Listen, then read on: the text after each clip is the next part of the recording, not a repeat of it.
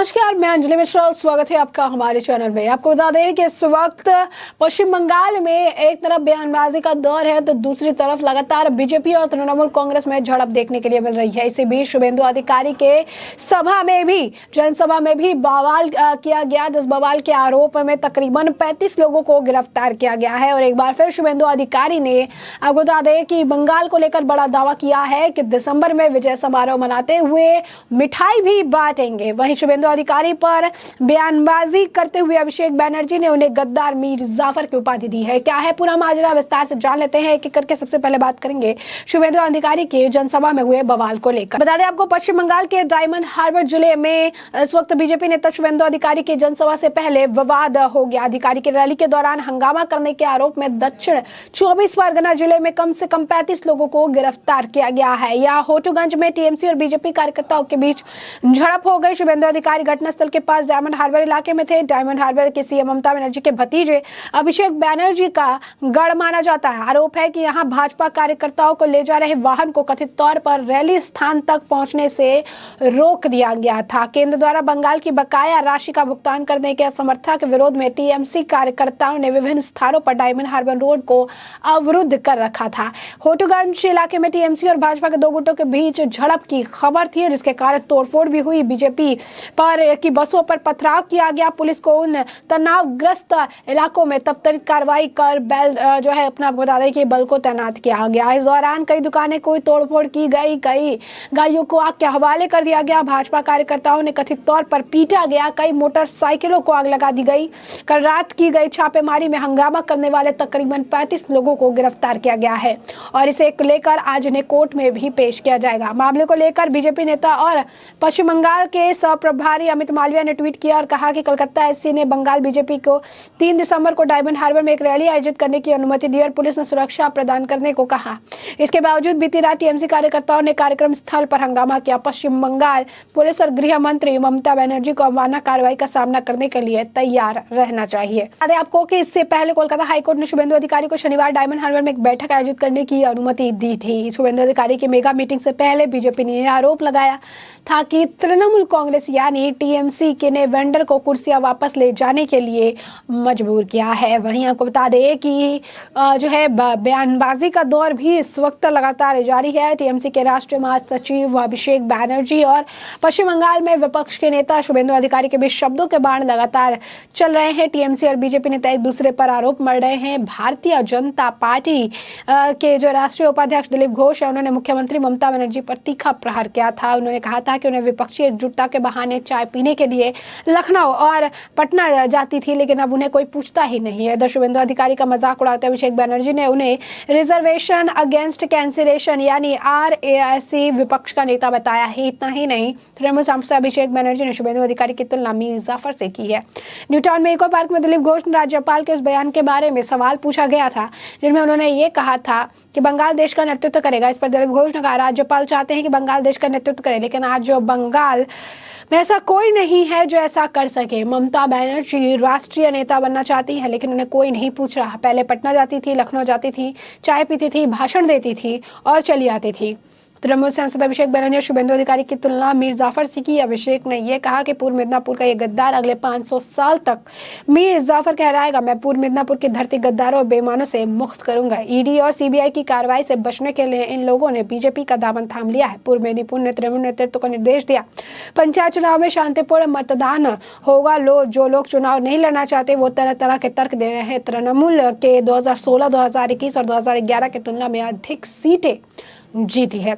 अभिषेक बनर्जी का उन्हें साहस नहीं है कि वो सीधे मेरा नाम ले सके। इस राज्य में सबसे बड़ा रिश्वत लेने वाले का नाम क्या है? टीवी पर किसने रिश्वत ली?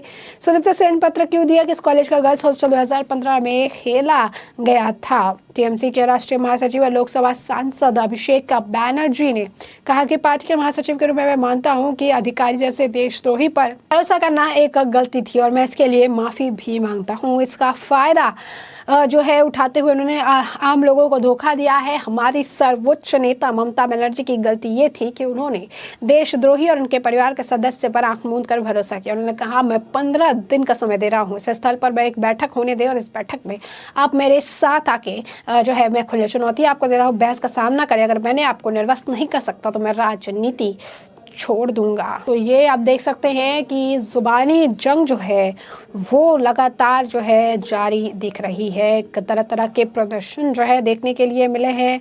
जनसभा में इन्होंने जो है जमकर प्रदर्शन किया है। ये कहीं ना कहीं अभिषेक बैनर्जी का गढ़ है, तो यहाँ पर इस तरीके से कह सकते हैं कि जो बयानबाजी की गई है, सारी चीज़ें की गई है, जिस तरीके से काम हो रहे हैं, उससे ये बात स्पष्ट है कि असंतोष काफ़ी ज़्यादा है पश्चिम बंगाल में। जिस तरीके से कानून व्यवस्था आए दिन तृणमूल कांग्रेस के गुंडे हाथ में लेते रहते हैं, उससे भी ये बात समझ आती है कि इनके में कोई भी तरीके का कानून शासन लॉ जो है पश्चिम बंगाल में नहीं बच चुका है। हर जगह हिंसा, हर जगह जो है इस तरीके से मनमाने ढंग से गुंडागर्दी जो है देखने के लिए मिलती है। तृणमूल कांग्रेस को छोड़कर किसी और पार्टी को मौका तक नहीं दिया जाता है कि वो अपनी बात जनता तक रखे, क्योंकि इसके लपेटे में आए जनता को भी नहीं छोड़ा जाता है। साफ तौर पर बीजेपी की जनसभा में जो लोग जा रहे थे बीजेपी का समर्थन करने, उनके ऊपर भी पथराव किए गए। उनका कसूर सिर्फ इतना था कि तृणमूल कांग्रेस छोड़कर उन्होंने बीजेपी के लिए कुछ सोचा। और इस तरीके के आप कह सकते हैं खबरें आती रहती है हमेशा। देख सकते हैं कि बीजेपी के कई सारे ऐसे नेता हैं या फिर बीजेपी जिन्होंने शामिल हुए हैं, लगातार उनके मर्डर की खबरें, उनकी हत्या की खबरें आती रहती है। और ये बताता है कि किस तरीके से तृणमूल कांग्रेस के खिलाफ पश्चिम बंगाल में जाना यानी अपनी मौत को दावत देना है। और यही कारण है कि कई लोग डर के साए में रहते हुए तृणमूल कांग्रेस के साथ जुड़े हुए हैं। इसी बीच आपको बता दें कि एक बार फिर शुभेंदु अधिकारी का बड़ा बयान है। उन्होंने फिर कहा है कि दिसंबर माह में विजय समारोह बनाएंगे और लड्डू लेकर आएंगे। बता दें शुभेंदु अधिकारी दिसंबर माह में बड़ा खेला होने की जो है दावा कर रहे हैं। उन्होंने कहा दिसंबर में बड़ा डिकायत पकड़ा जाएगा, ममता सरकार गिरने का वादा कर रहे हैं। उन्होंने कहा जिन लोगों ने उनके कार्यकर्ताओं के साथ मारपीट की है उन्हें नहीं छोड़ा जाएगा। शुभेंदु अधिकारी ने कहा कि उन लोगों की 200 गाड़ियों को रोका गया, 100 गाड़ियों के शीशे तोड़फोड़ किए गए, सैकड़ों कार्यकर्ताओं के साथ मारपीट की गई। उन्होंने कहा कि इसके खिलाफ वो कोर्ट जाएंगे और कोर्ट के आदेश की अवमानना के खिलाफ मामला दायर करेंगे। जिन लोगों ने कोर्ट की अवमानना की उनके खिलाफ मामला दायर करेंगे।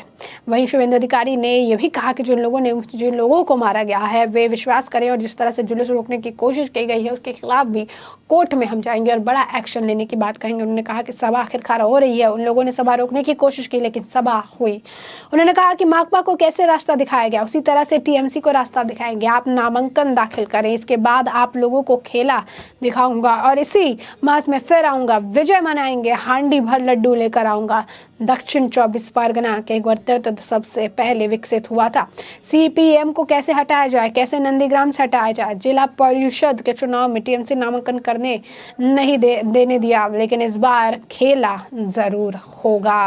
वहीं आपने बता दें कि गुजरात चुनाव को लेकर भी शुभेंदु अधिकारी बड़ा दावा करते नजर आए। उन्होंने कहा कि गुजरात में इस बार जो है गुजरात में इस बार बनेगी बीजेपी की सरकार। तो ये सारी चीजें बयानबाजी जो है शुभेंदु अधिकारी के और अभिषेक बैनर्जी और ममता सरकार के बीच लगातार देखने के लिए मिल रही है। झड़प और उसमें 35 लोगों की गिरफ्तारी, 35 तृणमूल कांग्रेस के गुंडों की गिरफ्तारी का खबर भी सामने आ रही है, जिससे हमने आपको रूबरू कराया है। तो ऐसे में हमने आपको ये पूरा मामला बड़े विस्तार से बताया कि पूरा मामला क्या है और अब इस पूरे मामले पर आपकी भी जो राय हो कमेंट सेक्शन में कमेंट करके इस तरफ साझा करें।